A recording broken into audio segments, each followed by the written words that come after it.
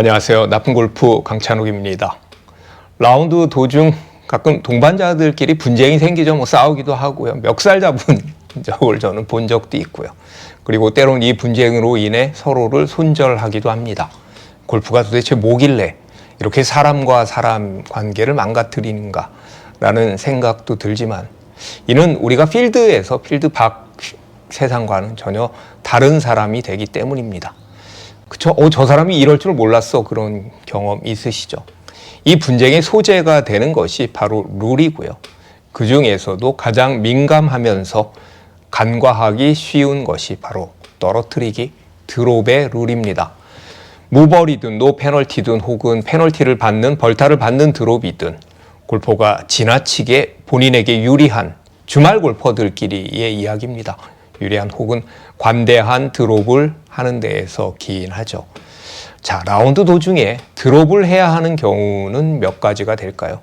첫 번째는 OBT나 페널티 특설티가 없는 경우죠. 그 특설티가 있는 경우에는 이제 그 특설티에서 드롭을 하면 되지만요. OB가 난 경우에는 이제 그 자리에서 1벌타를 먹고 쳐야 하지만, 룰이 좀 바뀌었죠. 룰이 바뀌어서 들어간 지점에서 2벌타를 더하고 이제 2타를 더하고 샷을 할 수도 있고요. 예전에 해저드라고 이야기를 했던 페널티 구역은 일단 말뚝의 색깔을 확인해야 합니다. 페널티 구역의 말뚝은 노란색과 빨간색이 있는데요. 대한민국 골프장의 페널티 구역은 대부분 빨간색이므로 이제 병행 페널티 구역입니다. 자, 세 가지 옵션이 있죠. 샷을 한 제자리에서 한 벌타, 1벌타를 하고 이제 먹고 샷을 하거나, 홀과 들어간 지점의 직후방에서 구제를 받는 경우, 그리고 볼이 들어간 지점으로부터 측면으로 홀과 가깝지 않은 쪽으로 두 클럽 내에서 구제를 받는 것이죠. 이때는 뭐 가장 긴 클럽인 드라이버를 사용해서 많이 구제를 받죠. 그런데 주말 골퍼들끼리는요, 에이 물에 빠졌으니까 뭐 페널티 구역이니까 페어웨이 한가운데에 볼을 놓고 플레이를 하기도 합니다. 물론 좀 원칙을 잘 지키는 분들은 그렇게 안 하시고요. 벌타를 받은 것도 억울한데 뭐 벌타고 샷에는 좀 관대해야지라고 이제 항변할 수도 있는데요.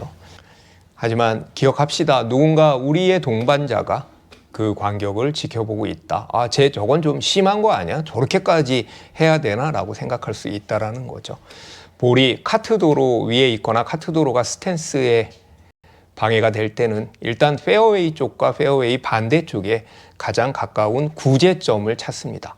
볼이 페어웨이 쪽에 놓여 있으면 이제 페어웨이 쪽이 될 것이죠. 이 가까운 구제 지점으로부터 한 클럽 이내에 드롭을 하고 샷을 하는데요. 대부분 골프장들의 로컬 룰은 페어웨이 쪽으로 구제 구역을 정하고 있습니다. 이때도 카트길에 놓인 볼을 근처 러프가 아닌 페어웨이의 좋은 라이에 볼을 힘껏, 있는 힘껏 뭐 거의 던지기 하듯이 그렇게 던지는 골퍼들이 있는데요. 이 역시도 구제지 좋은 곳에 놓고 치라는 것은 아니니까요. 이도 뭐 적당히 하는 게 좋습니다. 구제는 장애물에 의해 방해를 받으니까 잘 피해서 치라는 것이죠.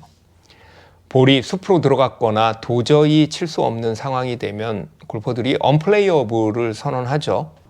뭐 한타 먹고 여기서 칠게라고 이야기를 많이 하는데요. 아니면 뭐 언플레이어블이라고 이야기도 하고요.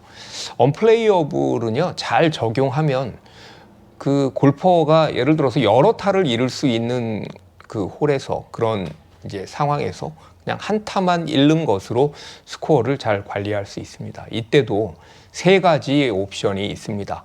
첫째는 원래 쳤던 자리에서 샷을 하는 것이고요. 이제 한 타를 먹고 하는 거니까 이런 경우에는 페널티 구역에 빠진 것과 이제 같은 경우고요. 두 번째는 홀과 볼을 잇는 선의 직후방에서 이제 샷을 하는 거고, 그리고 볼이 있는 곳에서 두 클럽 이내에 드롭을 할 수 있습니다. 한타 먹고 칠게라며 페어웨이 한가운데 또 이렇게 던져야 하는 상황은 또 아닌 것이죠. 벙커에서도 볼을 드롭할 수가 있습니다. 도저히 칠 수 없는 경우, 특히 디오픈이 열리는 그런 잉글랜드나 스코틀랜드의 그 항아리 벙커들, 링스 코스의 항아리 벙커들은 뭐 정말 나올 수가 없죠. 이런 경우에도 언플레이어블을 선언할 수가 있습니다. 이때 볼이 원래 있었던 곳에서 이제 두 클럽 이내에 드롭을 하거나 벙커 내에서 원래 샷을 했던 곳을 향해 직후방에서 1벌타를 먹고 플레이를 할 수 있고요. 도저히 나는 벙커샷 못하겠다. 벙커 밖으로 빼내자. 벙커 밖으로 드롭하기를 원한다면 2벌타를 이제 먹은 후에 가능합니다. 그러니까 이제 엄격하게 이야기를 하면 벙커 그거 힘드니까 밖에 빼놓고 쳐라고 이야기를 하는 경우가 있잖아요. 뭐 그럼 배려라고 해야 되나요? 뭐 명랑 골프라고 해야 되나요? 만약에 그렇게 하게 되면요, 사실은 두 타를 더 이득을 보는 것이라고 할 수가 있겠습니다. 이제 벙커에서의 드롭은 그렇고요. 그리고 대한민국 골프장은 그린이 이제 좌그린, 우그린 그래서 두 개인 곳이 제법 있잖아요. 이제 플레이를 하다 보면 소위 남의 집 그린에 올라가게 되는데요. 이제 당연히 그린 밖으로 볼을 드롭해야 하는데 이때 주의할 것이요, 바로 홀과 가깝지 않게입니다. 드롭은요, 모두 홀과 가깝지 않게입니다. 왜냐하면 홀과 가까워지면요, 그만큼 벌타를 맞고 혹은 구제를 받았는데 상황을 더 유리하게 만들어내는 것이죠. 간혹 옆그린에 올라간 볼을 그린 바로 앞에 드롭을 하고 플레이를 하는 골퍼가 있는데요. 이 역시도요, 아주 원칙적인 동반자 아니면 그냥 룰에 대해서 룰을 꼭 지키려고 생각하는 그런 동반자들 입장에서는요, 매우 거슬리는 플레이라고 할 수 있습니다. 이도 꼭 명심하시면 좋겠습니다. 드롭은 무릎 높이에서 해야 합니다. 뭐 원칙대로라면요. 그리고 말 그대로 드롭입니다. 던지는 스로잉이나 아니면 잘 놓는 플레이싱이 아니고요. 무릎 높이라고 뭐 누워서 이렇게 그 높이만 갖고 드롭을 해서도 안 되고요. 이제 앉아서 드롭을 하는 것도 역시 사실은 룰 위반입니다. 가급적 무릎 높이에서 드롭하는 것을 습관화하면 좋을 것 같습니다. 저도 가끔씩 이제 까먹긴 하는데요. 필드에서 멋진 사람은요, 룰을 잘 지키는 사람입니다. 가끔 주말 골퍼들끼리 라운드를 하는데 무릎에서 이렇게 딱 드롭을 하는 사람이 있습니다. 그러면 저 사람 좀 멋있는데 좀 그런 생각이 들 때가 있습니다. 뭐 여러분들은 그런 생각 안 드시나요?